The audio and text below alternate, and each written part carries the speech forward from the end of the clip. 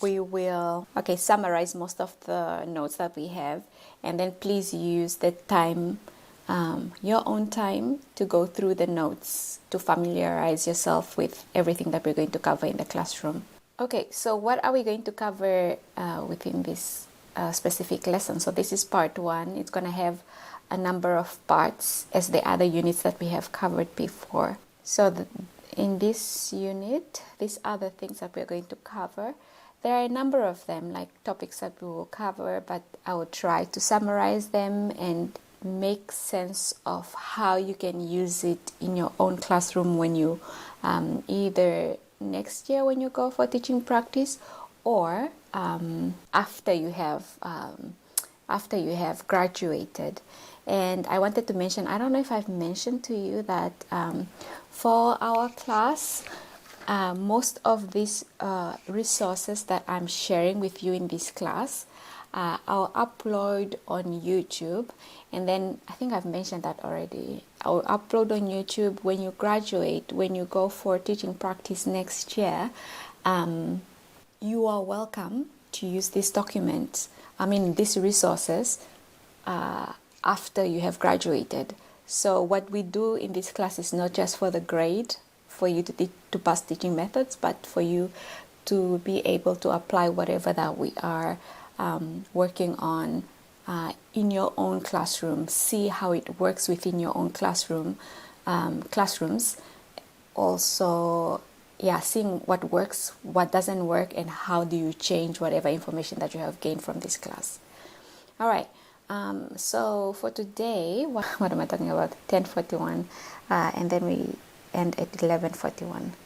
I didn't change my time. But anyways, so we'll cover probably introduction, research on writing, and maybe characteristics of writing, but from the writer's view. But for the other, like from the reader's view, I think we will cover that as we tackle other skills. Because I'm using... Now let's start with the introduction. What do we have under this introduction? As human beings, we learn certain behaviors, such as walking, talking, right? And but then this one, the walking and talking, everybody does. It's a universal habit or behavior that everybody does. But then when it comes to swimming, for example, just as well as writing, they are culturally specific, all right? Which means that they need to be learned. They just don't happen by nature. So, for example, we learn how to swim, isn't it? And then we only learn how to swim if we have the body of water present around us, is available, is readily available to us.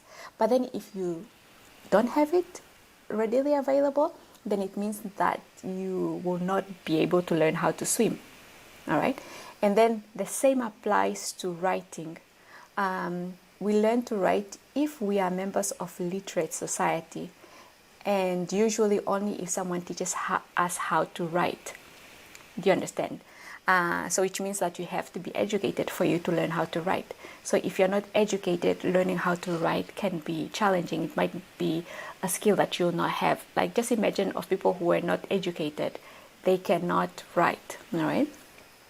So just as we have people who don't swim, or people who are very horrible at swimming, and we have like excellent swimmer, that same concept applies for writers. And then now the question that we always have is, why isn't that everybody is not an excellent writer? And then what is it about writing that blocks so many people?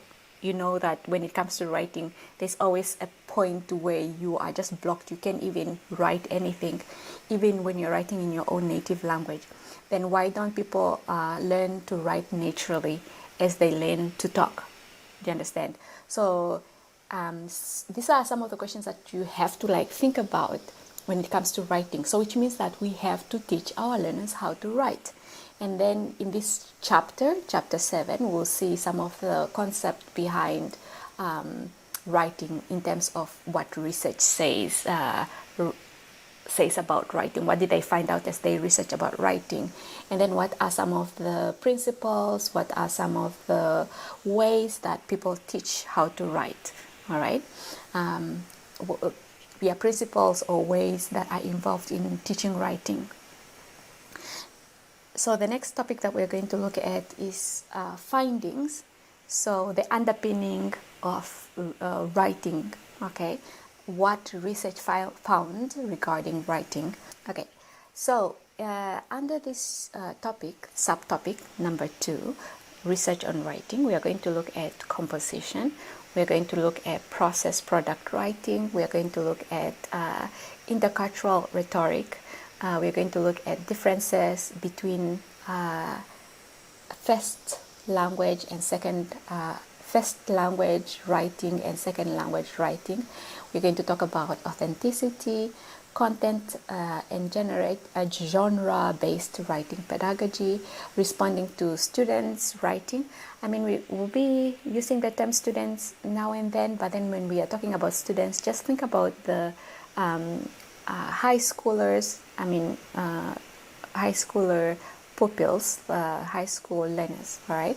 So responding to students' writing or learners' writing, form-focused feedback, and then identity and voice that are involved in writing. And then we'll go through this quickly, but then I'll encourage you to get some time to really go through it, because I have already provided notes to you, and not so much of me saying, oh, go to page what of this book to read. Okay, so we'll start with the first one, composition. What is composition about? So written products are often the result of thinking, drafting and revising procedures that are that require specialized skills. So those skills are not developed naturally, just as every speaker, develop speaking skills. So learners exhibit a number of different styles, preferences in their composition process. Okay, that is the fact that when it comes to writing, we don't all write the same way. We have styles that we use and preferences when it comes to writing. So the upshot of the compositional nature of writing has produced writing pedagogy that focuses learners on how to generate ideas. Okay, so when it comes to composition, there are some pedagogy like writing teaching strategies that needs to be taught to the learners. One is for learners to focus on how they generate their ideas, how they can organize those ideas coherently, like in a good order, how they can use the discourse markers. We have spoken about that before. Rhetorical conventions to put the idea cohesively into a written text. So, and then we also help them focus on how to revise the text for clearer meaning, and also how to edit the text for appropriate grammar, and how to produce the final product. So when it comes to composition, what are we looking at here? We are just seeing that when it comes to teaching writing, you cannot just say, oh, here, write a letter. Do you understand? What we need to do is, we have to teach our learners how do they produce ideas, and then how do they organize these ideas? How do they connect these ideas using discourse markers and rhetorical conventions? And then how do they then revise? Because some of these steps we don't really focus on when it comes to writing, but we need to focus on them. And then how do they then edit their text so that they use appropriate grammar? And then how do they produce the final product? So that's what is involved in composition, all right? Writing composition, that's what it should be involved. And I think that for the most part, I don't know where you went for high school. I don't know how your teachers taught you writing, but these are some of the steps that we have to consider when we are teaching our own learners, all right? It's a process that is involved in composition. And then we'll see in more details. So that's what they found in in research regarding this topic. All right, next we are moving on to number 2, process and product writing. I wonder if you know the difference between the two. Have you ever heard of process and product writing? Let me just go back a little bit. Have you heard of process writing and product writing before? Yes or no? All right, no. So what is process writing and what is product writing? So for many centuries, when it comes to writing, teachers thought that, they were more concerned, or they focused more on the final product writing. So which means that, what do they say? Write an essay, and they only focus on that essay. Write a report, write a story, write whatever product, okay? And then what that product and how, and they were also concerned about what the product of writing should look like. If it's an essay, how should this essay look like? If it's a report, what is a report? How does the report look like? And they want their learners to produce the same product. All right. But then composition, as we saw in composition, like the topic that we just looked at earlier, we are supposed to meet standards of English rhetoric style, so which means reflect accurate grammar and be structurally and cohesively well organized. And then a good ideal of attention may be placed on the model composition that learners or students would emulate, or on how well students' final product measured up against the list of criteria that included content, organization, vocabulary, grammar use, and mechanical considerations such as spelling and punctuation. Okay, because here we are only talking about product, okay? And what were the teachers concerned about mostly? They were mainly concerned about the final product, how it should look like, and then they give the learners a list of characteristics of how this product, when we're talking about product, we're talking about things like essay, report, story, or whatever, letter, and they give characteristics of how these products should look like. And then when they mark, they are very concerned about students emulating, which means emulating. What is another word for emulating?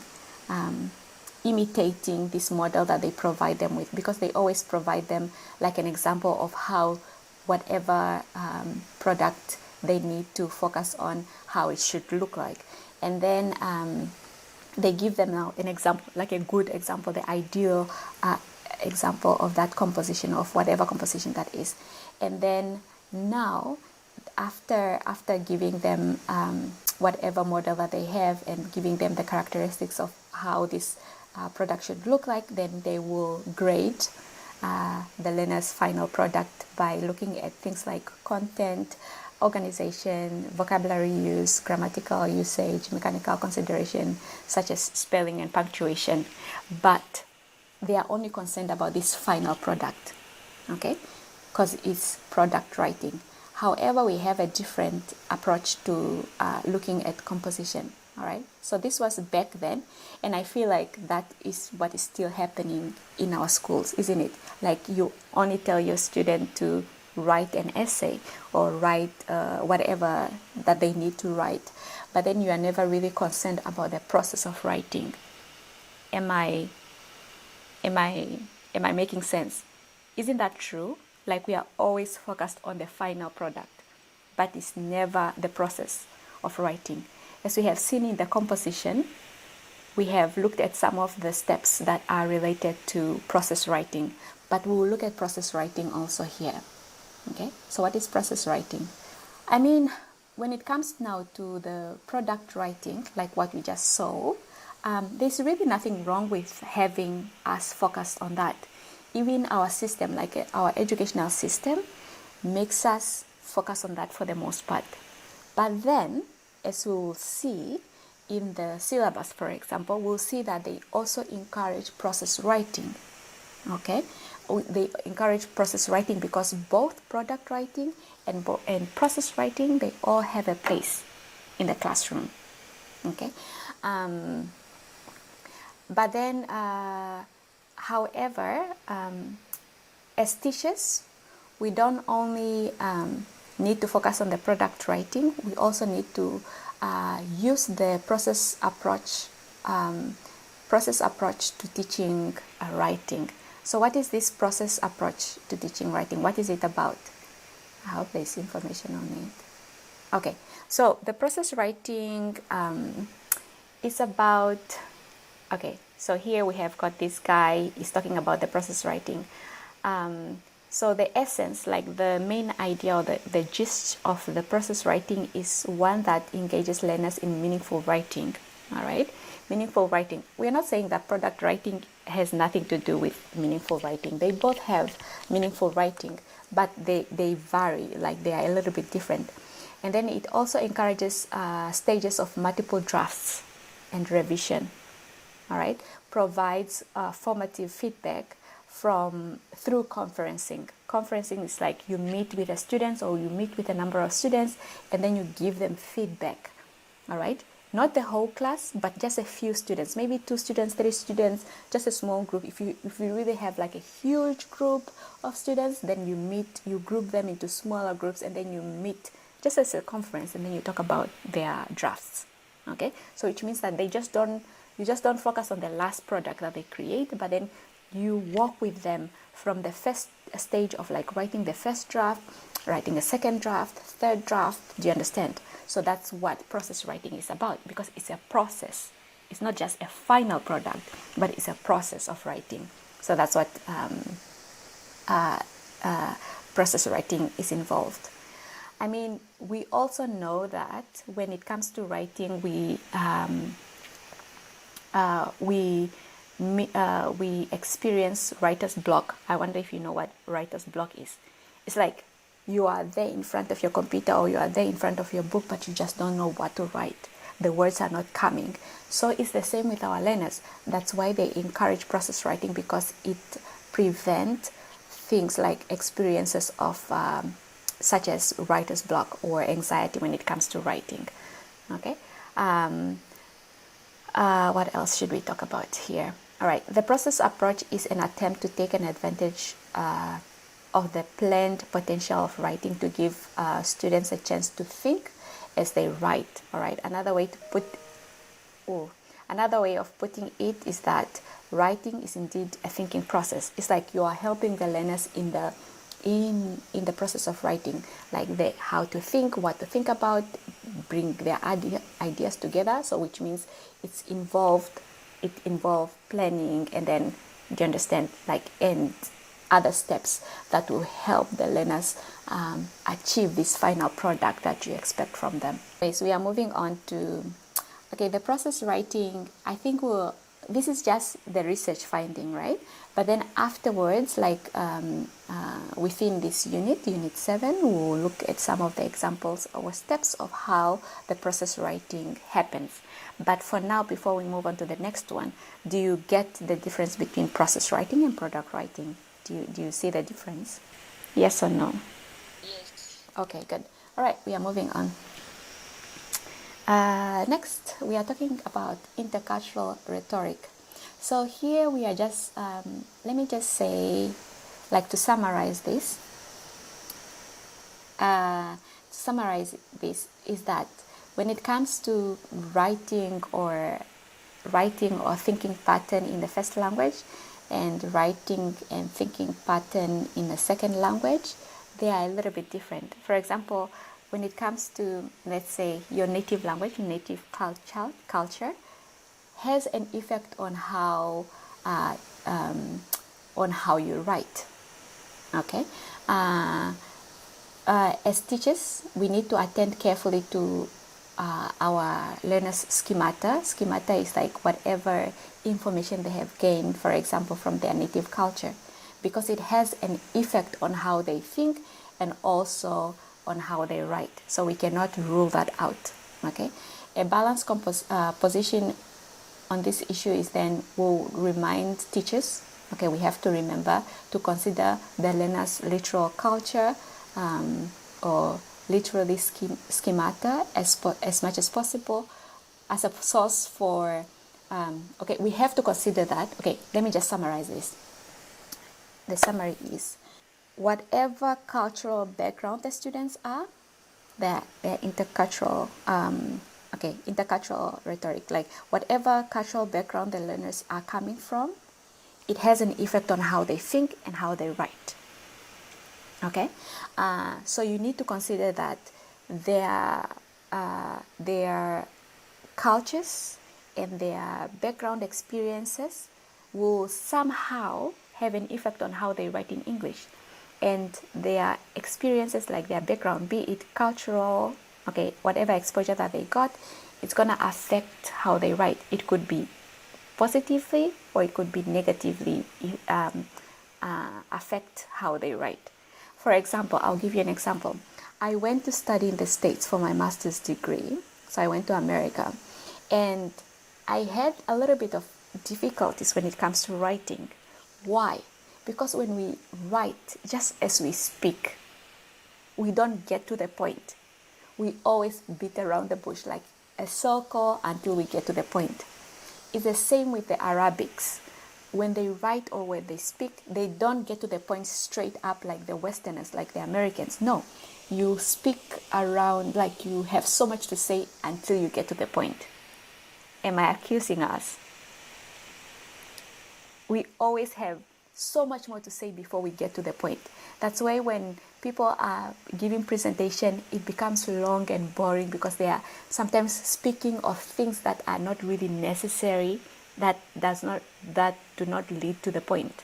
Okay, so I had difficulties, honestly. Well, but then with practice, it changed.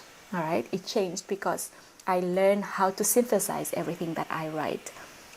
I learned to get to the point. But again, as you can see right now, with my cultural exposure, I still don't get to the point of what I want to say. But it's how we have been trained, it's how we have been exposed in whatever that we do. But I need to learn how to get to the point of what I want to say. But again, as long as what I say is helping you understand what I'm trying to say here, then I think I'm cool with that. Rather than just going to the point and maybe not you understanding what I'm saying. Ooh, my network is saying that it's poor. Can you hear me? All right. So, yeah. So that's how we are. Even in our writing, we don't get to the point. But when I'm writing, I've learned how to write succinctly, like shorter statements and not saying way too much. All right. So that is now to say that our learners' backgrounds do have an effect on our learners' cultural backgrounds do have an effect on how they write. It could be a good thing or it could be a terrible thing. All right. I mean, it's gonna cause difficulties writing in a second language. For English, we need to be succinct. We need to avoid too much language. Do you understand? So it's this, like, we have to consider that, and it's proven by research. I'm just not bringing that up. It's proven by research.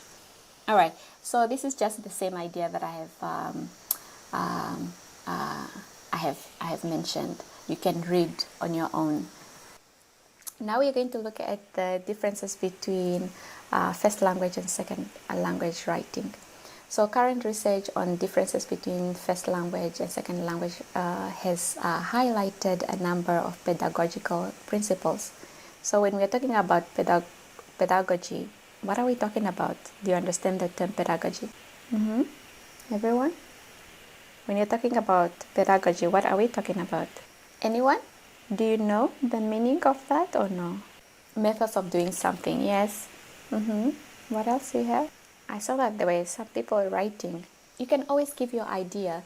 If it's wrong, it's okay. We learn from that. At least you have thought, you have applied your thinking in the process. And I see that Soin is writing. Pedagogy, what are we talking about? All right, it's similar to what Selma said. Okay, methods of doing something. Yeah, and to be more specific, pedagogy means instruction, teaching. All right, it has everything to do with teaching. pedagogical principles, like teaching principles of writing.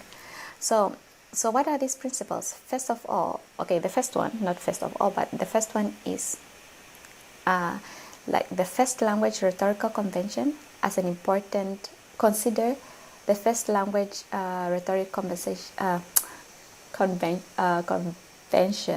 as an important factor in determining what and how to teach. So it means that you have to consider the learner's background, like their first language, all right?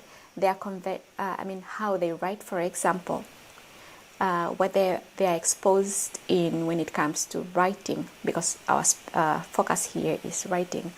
In their first language, you have to consider some of those ways of writing. So for example, when it comes to writing, when it comes to this first language rhetoric convention, like I was not even aware of that. I was just at first, when I was now in the composition, the writing class, my paper always came back with some issues, right? Like, she understands my ideas, they are flowing and everything, but I just had too many unnecessary words or examples. Like I repeated myself in different ways. Like I'm saying the same thing, but in different ways. But it's not necessary, right? Like when it comes to writing in English. So, and they spoke about how our backgrounds, because in this class that I was, we were people from all over the world. Like we had people from Japan, China, we had people from the Middle East, we had people from like all over the world, right? And then they started, now our teacher, our instructor, started talking about how our backgrounds, like our first language experiences and how we write in our first language does have an effect on how we write, okay? So which means that our instructor, they have considered our first language, okay, how we write in our first language, and then from there they determine how then they teach, what to teach when it comes to writing, and how to teach when it comes to teaching us how to write in English as a second language. English is a second language in our country. We use English all the time, but then how we write in some way has been affected by our background, like our culture, first language culture. And then factor in the first language socio-cultural context of the learners that you're working with, as you enable them to participate in one or more discourse communities. So socio-cultural context is like socio-cultural context is like everything has to do with the politics, the economy, the culture itself. Do you understand? The environment in which we function. So you have to consider that. And then as they participate in discourse communities in the second language, you have to consider those as well. All right. And then focus on the ultimate purpose of your learners in learning to write. In some cases, this could be specific purpose, occupational. For us, really, the purpose of their writing is based or is stipulated in the syllabus. So you have to consider everything, like why are they learning what they are learning, what is the why behind everything that they are learning. All that is stated in the syllabus. And then next, we have two more. As much as possible, embed writing instruction into content-based and genre-based approaches, okay? Which may have significant cultural ramification. So that is now to say that content-based and genre-based approaches. So content-based is really focusing more on the information that you are sharing. It could be science-related, do you understand? And then genre-based writing, that like what genre are they writing? So we've got composition, we have got like cause and effect type of, like you have to teach them both. Like how do you write a letter, for example, if we are talking about now genre, for instance, like how do you write a story, how do you write an essay, You have to talk about that. And also content, which means ideas, like how do you come about, how do you generate ideas. So if it's science related, if it's a technology related topic, then you can also take that approach to teaching the learners so that they can be exposed to as many types of, let's say, type of text that are related to computers, if it's now technology or if it's technology you're focusing on. Do you understand? And then listen to topics on technology. Do you understand? And then that's how they generate ideas. And then genre is like you have them look at, if it's now essay, you have them look at different type of essays. Do you understand? So you have to use both approaches to teaching your learners how to write. Okay. And then in assessing writing, students or learners may need to be gently persuaded to adopt the process approach that differ quite a lot from their first language cultural norms. All right. So which means that when it comes to writing, maybe in the first language, it's probably the process of writing, because it depends on what their first language is. It will be a little bit different, right? But and many times what we focus on mainly on product writing, and that's what the learners are used to, but you have to encourage them to also partake in process writing as well. Okay, next we're going to talk about authenticity. So authenticity, what is how authentic are the classroom writing exercises that we ask our learners or students to perform? Perhaps this question is best answered with another question: how much writing do most people in today's high-tech world actually do? So if we enumerate those genres, we may begin to approach this issue of authenticity. So for example, for a huge proportion of educated people around the world, writing consists of filling out forms, making lists, texting, emailing, sending wish you were here postcards from vacation. I mean, I don't know if we still do that, but dashing off post-its notes to our kids to clean up their room. Okay, we don't really do that in our culture, but in a Western culture, yes, people do that. Like there's so much writing that happens now. We even have Instagram, we have Twitter. How we write is very different. But if now,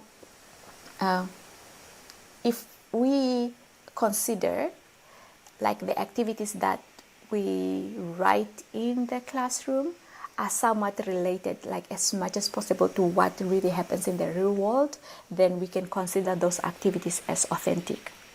Do you understand? Does that make sense? Because in real life, why do we teach our learners how to fill out forms? It's because it happens in real life. Writing letters, it happens in real life. Writing essay, it happens in real life, like life after whatever grade they are in.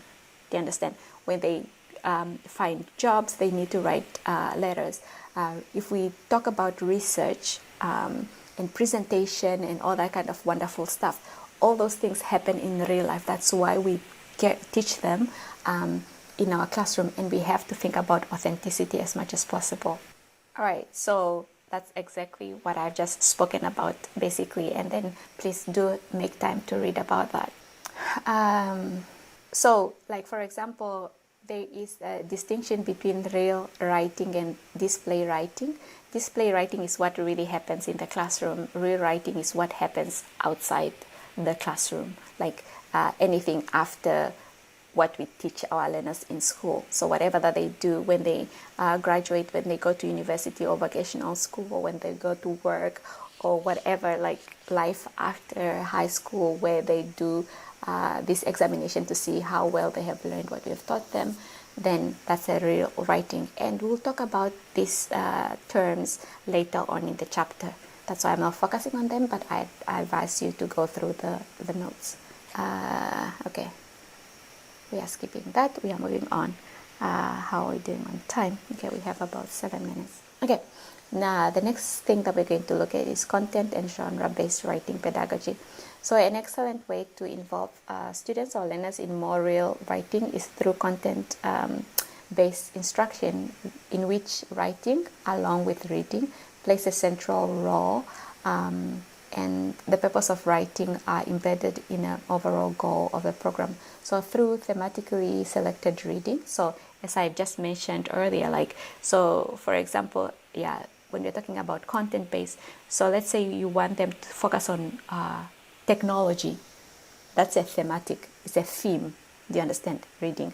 So you give them reading on technology, they listen to content on technology, they write about technology. What is the other? So we have got listening. Oh, they speak about technology. That is basically the theme. Okay? And then more and more second language instruction is specialized in a number of specific purposes. Writing can go beyond an early stage of learning. The mechanics of writing, focusing on the central interest of the students. I mean, generally they say that we should consider, the interest of the learners. This is also similar to what the syllabus says that we have, or the can you just say syllabus? Yeah, the syllabus says that, or even when we look at we looked at the reading, right? The topics of the readings that they give the learners in the examination, for instance, what do they say? Yeah, they will read something of a topic that are of interest of the learners. Do you understand? So which means that when we are choosing whatever that we are choosing for the learners, it should be somewhat related to what they are interested in. Can you hear me? Okay, good. Okay, so we need to focus on that, and that is now what we mean by content-based instruction. And then, genre writing offers an opportunity to focus on discourse features of various writing genre, ranging from email, memos, to report, to research paper, and more genre-based writing, enabling the learners or students to appreciate the subtleties, so the differences of discourse and syntactic conventions. All right. So what is conventional and acceptable in one genre may not be the case in another. Okay. For example, formal academic research writing, for example, differs considerably from an informal news report. Okay. So that is now to say that, okay, I have already mentioned that, you have to give the learners examples of essays, like how is an essay written, how is a report written, how is a research paper written, like what are the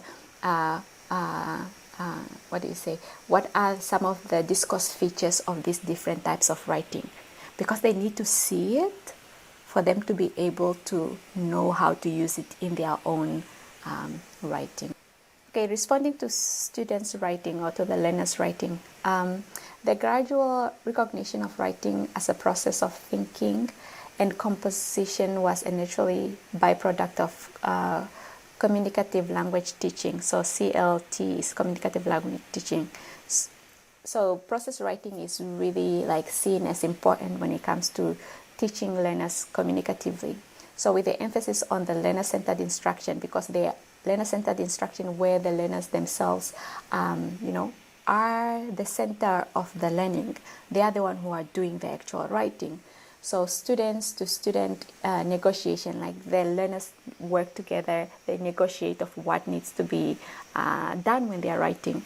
And strategy-based instruction. Strategy-based is you're giving them strategies of how to write better. How do you write an essay? So you tell them an essay has an introduction, it has a body, and then it has a conclusion. Do you understand? And then the body is usually 3 paragraphs or more, and then an intro, and then conclusion, right? And then in an introduction you mention what you're going to say in the body, and then in a conclusion you are re-emphasizing or restating in short what has been said in the body. Do you understand? So those are for example strategies that you can follow or teach your learners how to write.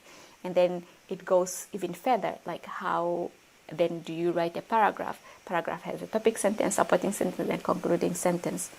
And then every sentence should have that. Within the introduction, whatever that you say in the concluding sentence, it will be tackled in the body. Do you get? So those are, like, for example, some of the strategies that you have to consider teaching your learners. And then instruction that values the variability of learners' pathway to success, because there's also not one way. For example, when it comes to process writing, there's no one way of like saying this is how you go about it, because some students are very good at writing. They don't need to write multiple drafts, but for those who are not very good, they might need multiple drafts and more assistance. So there's not like one way of writing the final product. And then students are encouraged in reading to bring their own schemata to bear on understanding text, and in writing too, they need to develop their own ideas, offer their own critical analysis, find their own voices. We have to encourage our learners to like have their own voices as well, and not just tell them how they should write. That is impossible because we are unique. We have a different way of writing. So your role as a teacher must be one that facilitate, coach, and not authoritative director or arbiter. So which means like somebody who's telling people how they should do the writing. You are just helping them, guiding them. You are a coach, you are a facilitator, like helping them do the actual writing.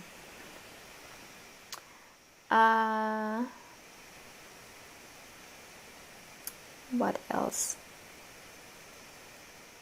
Yeah, I think this is just the same idea that we have given there, but we should also be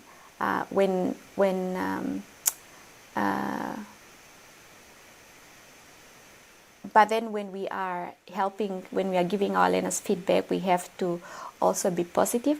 Let's just not focus on what is not working, but also encourage them, mention things that are working, and then after you have mentioned what is positive about their writing, then talk about now things that they need to work on in improving. And then form focused feedback.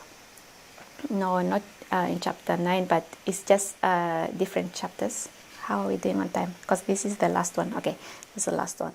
Okay, when it comes to feedback, really, we have to give our learners focused feedback that provides correction.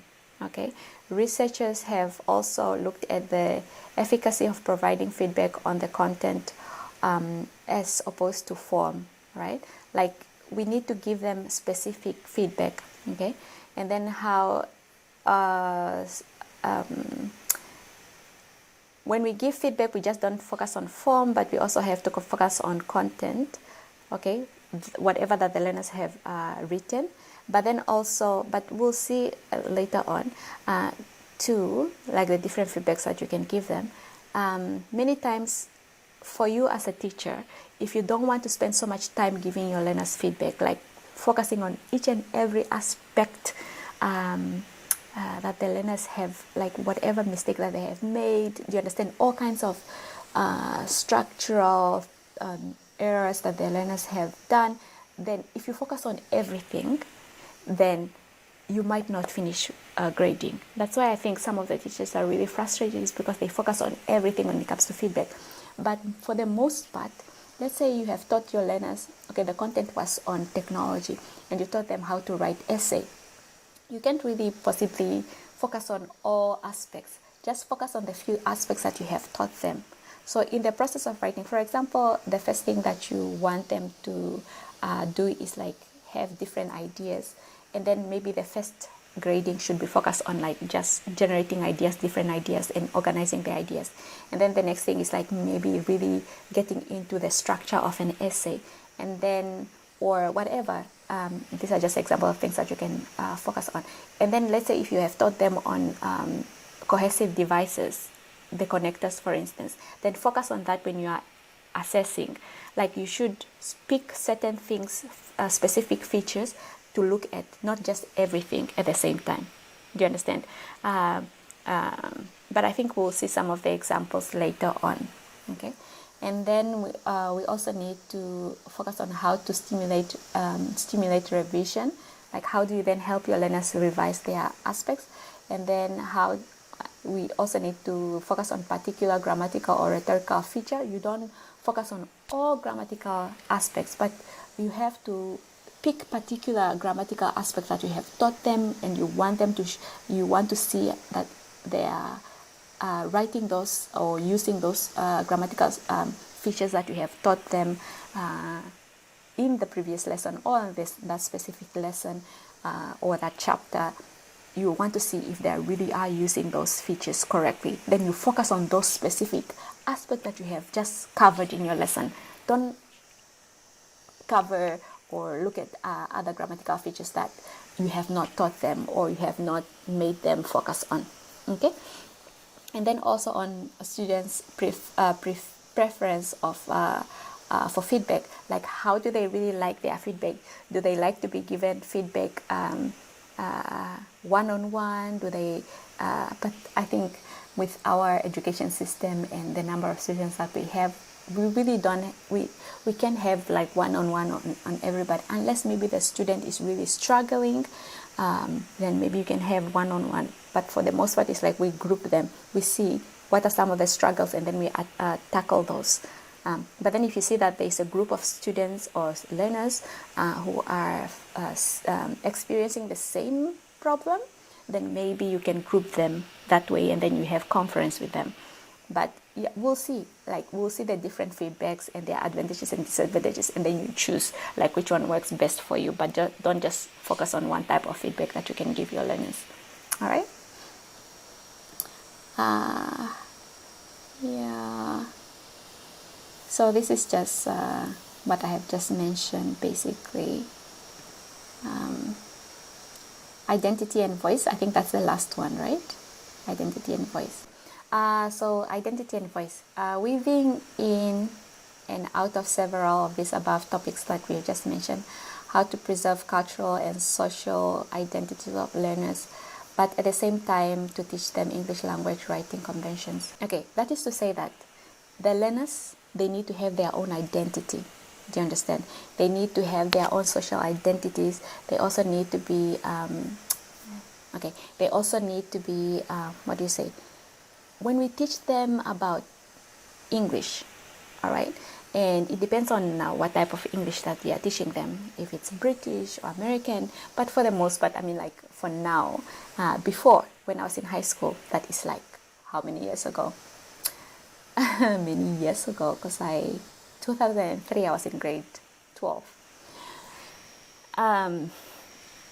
When I started learning English, for the most part, it's like they have specification of like British English. That's why we wrote Cambridge examination in grade 12 anyways. I don't know if you're familiar with that. But then now, for your examination, I think when you graduated, they had the Namibian examination, examination that was set in Namibia. But when we wrote an examination that was set in Cambridge. All right, so it was British English. We learn about British cultures, trains and stuff, like things that we cannot relate to. But nowadays, when it comes to examination, it's more cultural specific. I think people are understanding that we don't want to lose our cultures. All right, and then I know that there are some certain cultural aspects that we do not like about our cultures, but we should not discourage our learners from that. If they want to identify with whatever cultural background they are from, then we should encourage them.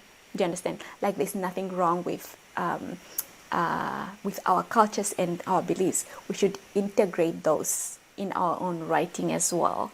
But as long as it does not impede the writing now, like the final writing, the product writing, the process writing that are involved in English. We should acknowledge their cultural and social identities, like their cultural and social backgrounds when we are teaching them. Okay, so the issue is especially acute in the cases of academic writing programs where a major goal for students is to write acceptable academic prose in their respective subject matter. So in other writing courses, however, the problem is also significant as course designers and instructors must attend to socially and political situated context of writing and how this context influence both how the writing gets done and then the end products. So I feel like nowadays we are identifying, or we are very aware of the students' identity and voices. Okay, like you can really relate. Some people are very rooted in their cultures, and when they are writing, or ideas that they present or how they write, it can be reflected in how they write. But then when somebody, I feel like this is more of an issue when somebody leaves their background and then they get a different culture, and then that culture is forcing them to kind of forget about how they do things. Do you understand? They say that is, for example, they will say that it's wrong to write this way. Okay, but then as it's mentioned here, when it comes to academic writing, we can't really write the way we write in Oshuambo, where we go on, for example, as an example, Oshuambo, like you go on, like you speak way too much more than you necessarily need to. But then you need to learn how to write succinctly, because academic writing, there is like a standard of how they should write and how you should write your prose, how direct, how simple your writing should be, like not so much complicated. Do you understand? Like making it difficult for somebody who's reading it to have difficulties reading your academic paper. And also academic, I mean, since we are not only staying in Namibia, for instance, or we are not only exposed to the Namibian culture, we are exposed to different cultures. For example, when you graduate at UNAM, you're not just going to stick with UNAM. You might want to go and study in South Africa, or anywhere in the States, as I did at some point, right? But then you cannot just stick with how we write, maybe what is acceptable when it comes to writing in Namibia. You have to think about the global standards of writing academically, okay? But it doesn't mean that you should lose yourself. You should lose your identity. You should lose your culture, right? It's the same with our learners. Whatever that we teach them, as I'm exposing you to different ways of teaching, we shouldn't deny our learners in identifying their own voices and their own identity, okay? And then I think this is the last part.